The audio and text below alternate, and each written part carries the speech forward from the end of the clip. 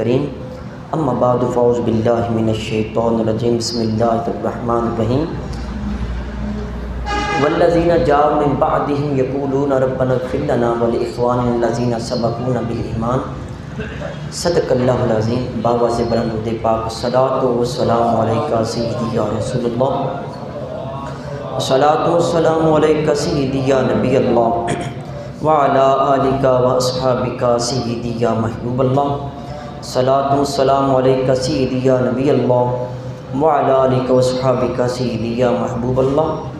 تنم فرسودہ جاں پاراز ہجراں یا رسول اللہ، دلم پئی مردہ آوارا زسیاں یا رسول اللہ، ذکر دا خیش حیرانم سیاہ شد روز اسیانم، پشیمانم پشیمانم پشیمان یا رسول اللہ، چون بازوے شفاعت را کشائی بر گناہ گارم، مکن محروم جامی را در آ جا یا رسول اللہ، چون سوے من گزر آری من مسکین ناداری، فدائے نقش نالینت کنم جاں یا رسول اللہ، فدائے نقش نالینت کنم جاں یا رسول اللہ، فدائے نقش نالینت کنم جاں یا رسول اللہ، گناہ گارم سیاہ کارم شفاعت یا رسول اللہ، خراب و خستہ و خارم شفاعت یا رسول اللہ، تو غنی از ہر دو عالم مم فقیر، روز محشر عذر ہائے مم پذیر، گر تمی بینی حساب ناگزیر، از نگاہ مصطفیٰ پناہ بگیر، میری زندگی کا مقصد تیرے دین کی سرفرازی، میں اسی لیے مسلمان میں اسی لیے نمازی۔ میرے نہایت واجب الاحترام عزیز بزرگ و دوستو، موضوع تو سارے بڑے اہم ہوتے ہیں، ہر ایک کے بارے میں یہی کہتا رہتا ہوں کہ آج موضوع بڑا اہم ہے۔ آج کا جو ہمارا ٹاپک ہے وہ ہے ایصال ثواب اور رسم و رواج۔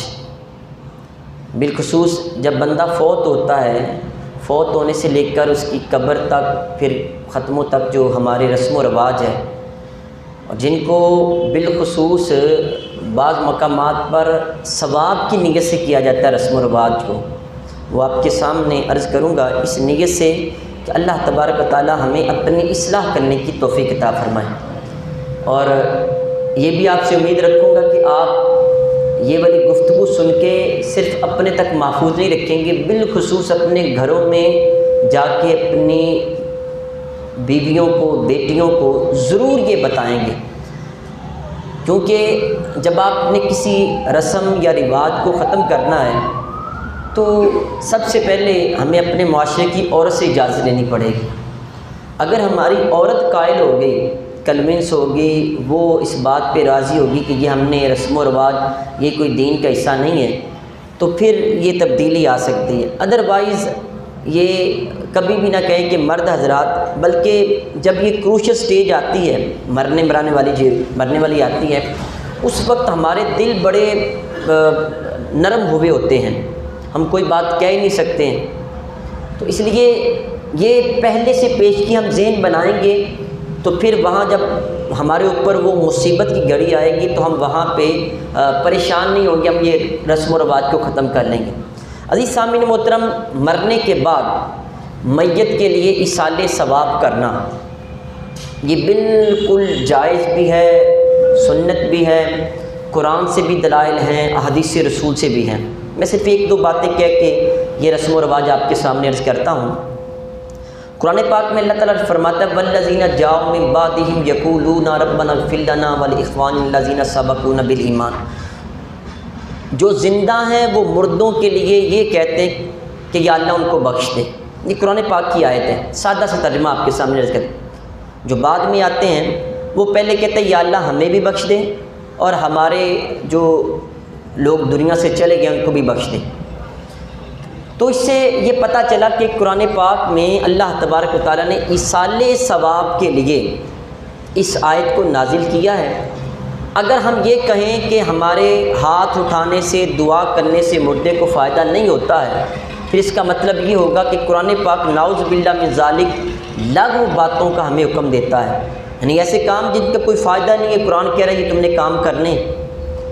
تو اس سے یہ پتہ چلا کہ قرآن پاک کی روح سے ایصال ثواب کرنا یہ بالکل جائز ہے اور مستحب ہے، اور احادیث رسول سے یہ بات ثابت ہے کہ یہ سنت بھی ہے۔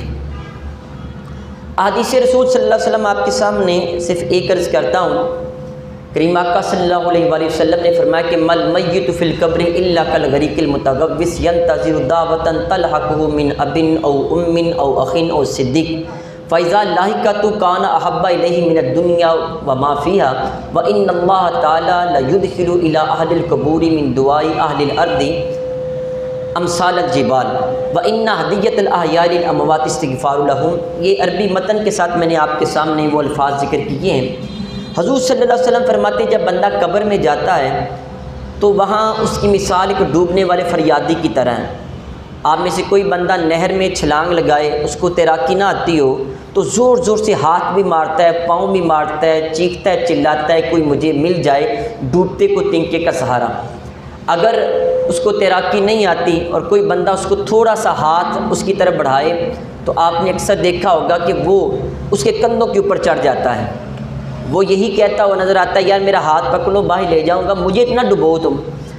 تو وہ بندہ ڈوبتے کو تنکے کا سہارا میرے بڑا خوش ہوتا ہے۔ حضور علیہ السلام نے فرمایا بالکل سیم ایسے ہی جب مردہ قبر میں جاتا ہے تو وہ ڈوبنے والے فریادی کی طرح ہے، وہ قبر کی تاریکیوں کے سمندر میں ڈوبا ہوا ہوتا ہے، پھر کس چیز کا انتظار کرتا ہے؟ تو وہ ینتظر دعوتن، وہ ایک دعا کا انتظار کرتا ہے۔ کس کی طرف سے؟ اپنے باپ کی طرف سے اور باپ کے سارے رشتہ داروں کی طرف سے، ماں کی طرف سے، ماں کے سارے رشتہ داروں کی طرف سے، بھائی کی طرف سے، بھائی کے سارے رشتہ داروں کی طرف سے، اور اپنے بیٹے اور اس کے سارے رشتہ داروں کی طرف سے، یعنی پوری دنیا میں سے وہ دعا کا منتظر ہوتا ہے۔ اب اگر کوئی بندہ حضور علیہ السلام نے فرمایا کہ اس کے لیے دعائے مغفرت کرتا ہے، ہم یہاں سے ایک دفعہ علم شریف 3 دفعہ کل شریف اول آخر دوشی پڑھ کے ہم کہتے ہیں یا اللہ اس کی روح کو پہنچا دے، ادھر سے ہمارے یہ چہرے ہاتھ پر پھیرنے کی دیر ہوتی ہے، یہ ثواب اس کے پاس پہنچتا ہے۔ تو کریم آقا صلی اللہ علیہ وآلہ وسلم نے فرمایا کہ یہ جو ہماری طرف سے ایصال ثواب ہے یہ بڑے بڑے پہاڑوں کی برابر نیکیاں بنا کے اس کی قبر میں اس کے پاس شامل کر دی جاتی ہیں، وہاں پہ چلی جاتی ہیں۔ مردہ دیکھ کے انتہائی خوش ہوتا ہے۔ حضور علیہ السلام نے فرمایا کہ دنیا میں جتنی بھی دولت ہے، دنیا اور اس کی ساری دولت جائیدادیں اکٹھی کر لی جائیں، وہ ایک طرف رکھ دی جائیں، اس سے پوچھا جائے کہ تمہیں یہ زیادہ پسند ہے یا جو فاتحہ کی یہ پسند ہے، وہ کہے گا یہ جو فاتحہ ہے مجھے اس ساری دنیا سے زیادہ پسند ہے۔ اور فرمایا کہ زندہ لوگ مردہ لوگوں کے لیے اگر کوئی چیز تحفے کے طور پہ بھیجنا چاہتے ہیں وہ یہ ہے الاستغفار لہم، وہ ان کے لیے دعائیں مغفرت کر دیا کر۔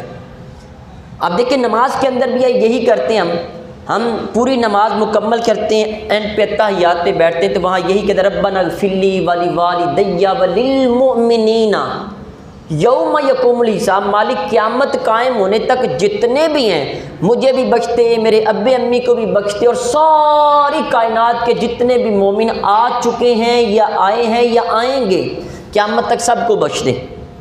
تو یہ سادہ سی باتیں میں نے آپ کے سامنے عرض کی ہیں۔ ایصال ثواب کے اوپر گھنٹوں گفتگو ہو سکتی، جتنے بھی احادیث میں دلائل ہیں، تو یہ ایصال ثواب جائز ہے۔ اب چلتے ہیں یہ جو ہمارے اس موقع کے اوپر رسم و رواج ہیں وہ کیا ہے۔ حضور سرور کائنات صلی اللہ علیہ وسلم کے ایک صحابی تھے، تو وہ مدینہ شریف سے باہر نا بکریاں وغیرہ ان کے پاس تھیں، باہر اپنا ڈیرا بنایا ہوا تھا۔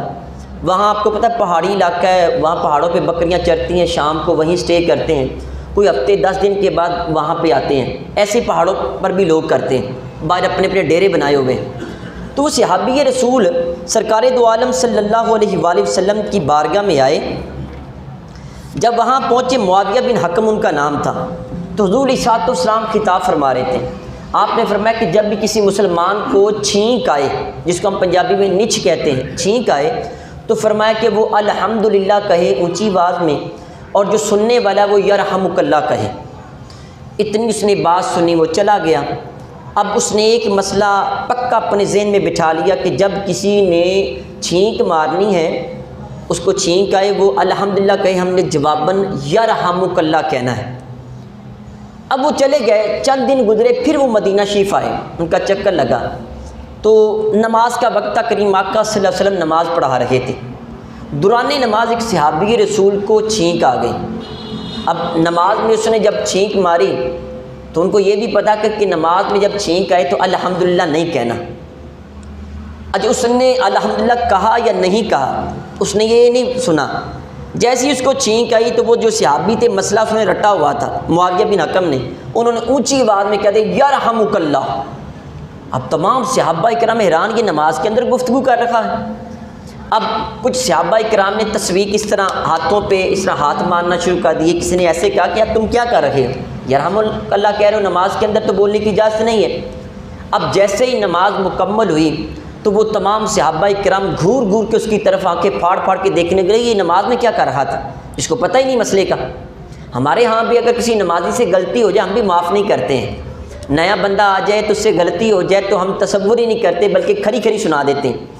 ایسے نہ کیا کرو، پہلے پوچھ لیں اس کو مسئلے کا پتہ یا نہیں پتہ، بڑے پیار اور محبت کے ساتھ اصلاح کرنے کی کوشش کریں، خوش ہوا کریں کہ آپ کی مسجد کی صفوں میں ایک نمازی کا اضافہ ہوا ہے۔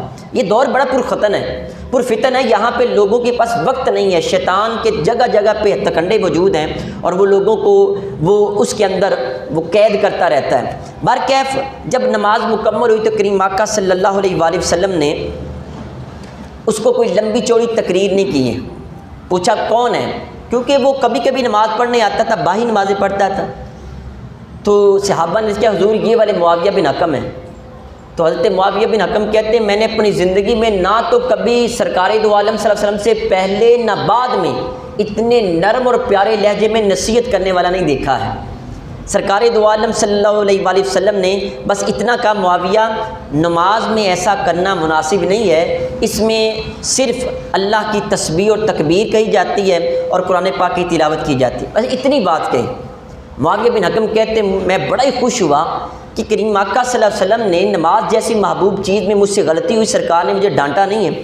اس کے بعد کہتے ہیں کہ حضور میں مسلمان ہوا ہوں تو میں نے کچھ چیزیں لوگوں کے اندر دیکھی ہیں جب اسلام لے کے آیا ہوں، کہ جو لوگ ہیں وہ کاہنوں کے پاس جاتے ہیں، ایسے لوگوں کے پاس جاتے ہیں جو غیب کی باتیں بتاتے ہیں، یہ جو کالا علم وغیرہ کرتے ہیں تو ان کے پاس جاتے ہیں، کاہن ان کو کہا جاتا ہے۔ تو سرکار دو عالم صلی اللہ علیہ وسلم نے فرمایا ان کے پاس مت جایا کرو، فرمایا ان کے پاس مت جایا کرو۔ دوسرا پھر عرض کہتے ہیں کہ حضور کچھ لوگ بدشگونی لیتے ہیں، یعنی برا شگون لیتے ہیں، جس کو ہم توہمات کہتے ہیں، سپرسٹیشنز کہتے ہیں۔ مثلا میں چند مثالیں دیتا ہوں، نئی گاڑی لی جاتی ہے 50 لاکھ کی اور نیچے اس کو جوتا باندھ لیا جاتا ہے، جی یہ نظر سے بچائے گا، کیسی کمال کی چیز ہے۔ وہ 1 کروڑ روپے کا مکان بنا کے اوپر ہنڈیا رکھ دی جاتی ہے، یہ نظر اس کو نہیں لگے گی، اس کا بالکل کوئی فائدہ نہیں ہے، یہ برے شگون ہیں۔ حضور علیہ الصلوۃ والسلام نے فرمایا کہ ان سے تمہارے یہ دلوں میں وسوسے پیدا کرتے ہیں، یہ تمہارے ارادوں میں رکاوٹ کی باعث نہ بنے۔ آپ نے دیکھا ہوگا سامنے سے بلی گزر جائے، بالخصوص کالی بلی گزر جائے، کہتے ہیں نہیں یہ برا شگون لے لیتے ہیں، جی ہم کام پہ اب گئے تو ہمارے ساتھ کچھ ہوگا، گھر سے باہر نکلیں گے پیچھے سے کوئی آواز دے دے بیٹا پتر کتنے چلے ہمیں، ماں پہلے نہ پا دیا کر واپس آ جاتے، میں نے یہ کام کرنا ہی نہیں، بدشگونی ہے، بالکل اسلام اس کی اجازت نہیں دیتا ہے۔ یہ کہہ دیں یہ 7 کا جو ہنسا ہے 7 نمبر میرے لیے بڑا لکی ہے، یہ والی شرٹ میرے لیے بڑی لکی ہے، یہ والے شوز بڑے لکی ہیں میرے لیے، یہ والی کام کروں تو یہ میرے لیے بڑی، اس سے میں ہمیشہ اس سے اچھا شگون لیتا ہوں۔ دیکھیں ایسی بدشگونیاں لینے کے لیے اسلام نے اجازت نہیں دی۔ کریم آقا صلی اللہ علیہ وسلم نے فرمایا نہ تو جادوگروں کے پاس جایا کرو اور نہ ہی فرمایا برے شگون لیا کرو۔ لیکن آئیں میں آپ کے سامنے کچھ وہ برے شگون عرض کرتا ہوں جو کہ موت کے وقت ہمارے معاشرے میں بہت زیادہ رائج ہو چکے ہیں۔ کچھ تو رسم و رواج ہی ہیں اور کچھ کو ثواب کی نیت سے کیا جاتا ہے، بلکہ اکثر کو ثواب کی نیت سے کیا جاتا ہے۔ میں نے کچھ لوگوں کے ساتھ رابطے کیے اور ان سے پوچھا، کچھ میری اپنی آبزرویشن میں ہے، میں آپ کو یہ بتاؤں یہ ہمارے اسلام کا حصہ نہیں ہے، ان کو آپ نے ختم کرنا ہے۔ کہاں ہم یہ والی چیزیں بیان کریں؟ کیا ختموں پہ جا کے بیان کریں؟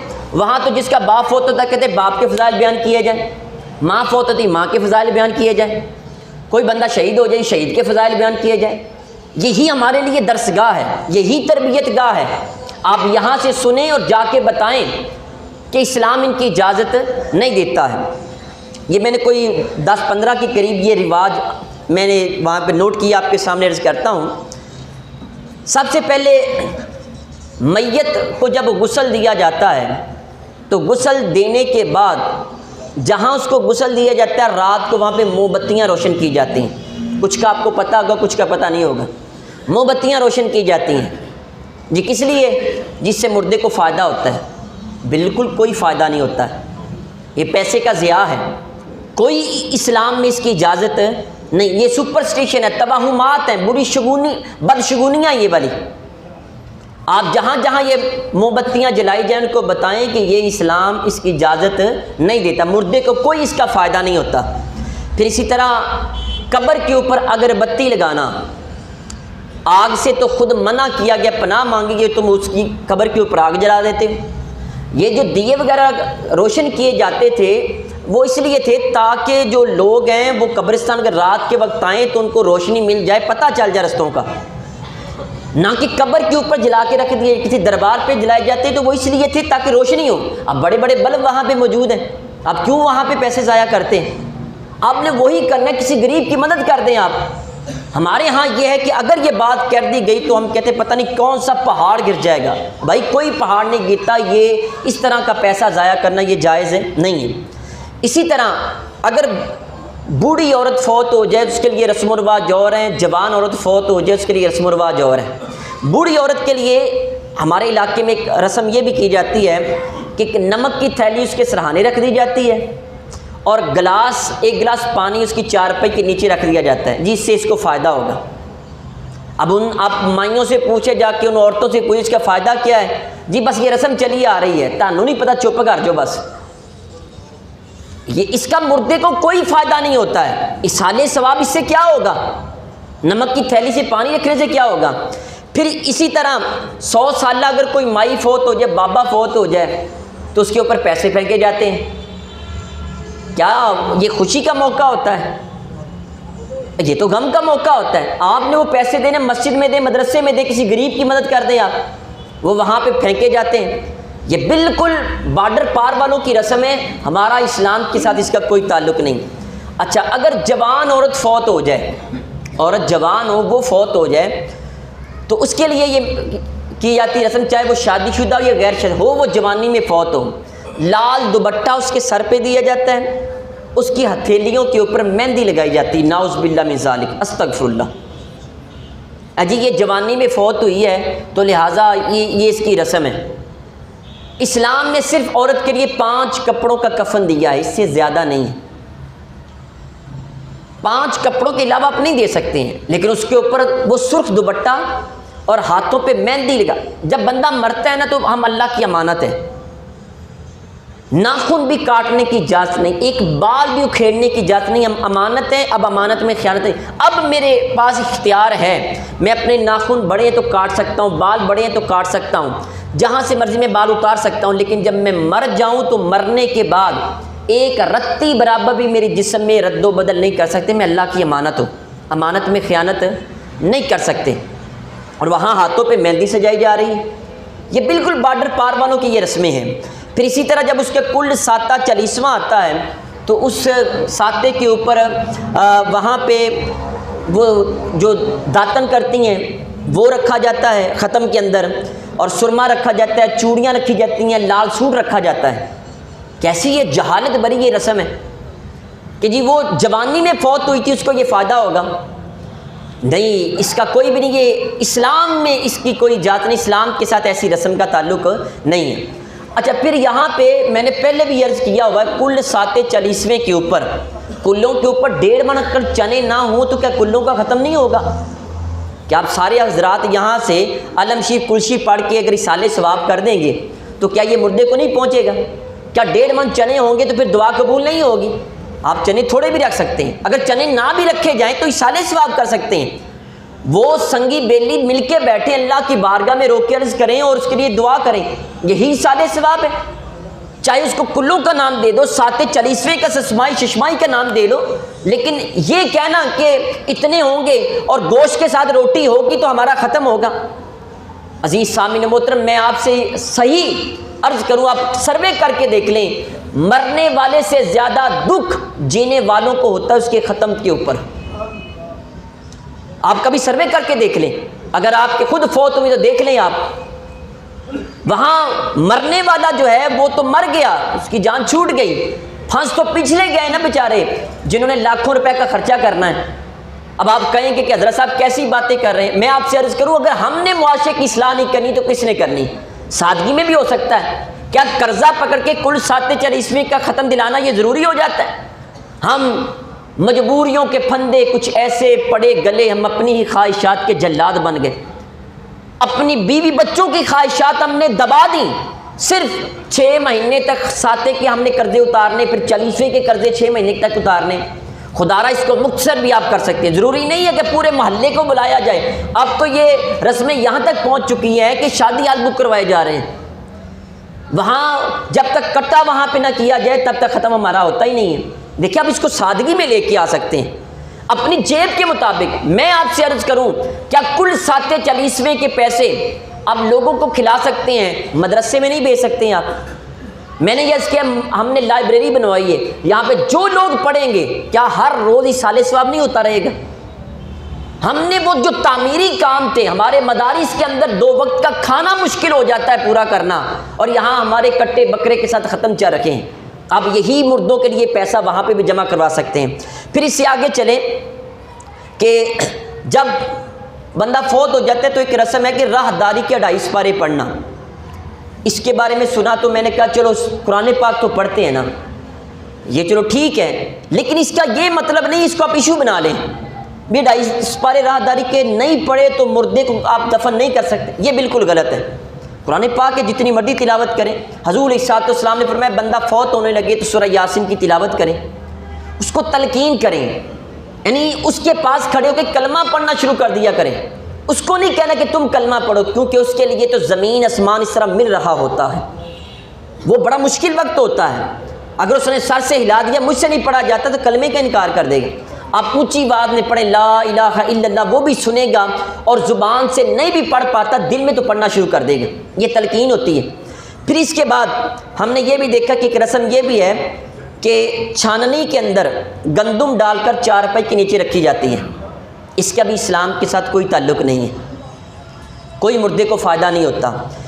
پھر اسی طرح ایک جگہ پہ ایک گاؤں میں یہ پتہ چلا کہ وہ جب مردے کو نہلانے لگے تو ایک بندہ وہ گھر کے اندر تھوڑا سا وہ یعنی کہ گڑھا کھودتا ہے تاکہ پانی اس کے اندر چلا جائے، تو جب وہ کھودنے لگا تو ایک عورت نے پیچھے آ کے ہاتھ رکھ لیا، جی کیا ہے مطلب؟ یہ اللہ خیر کرے گا۔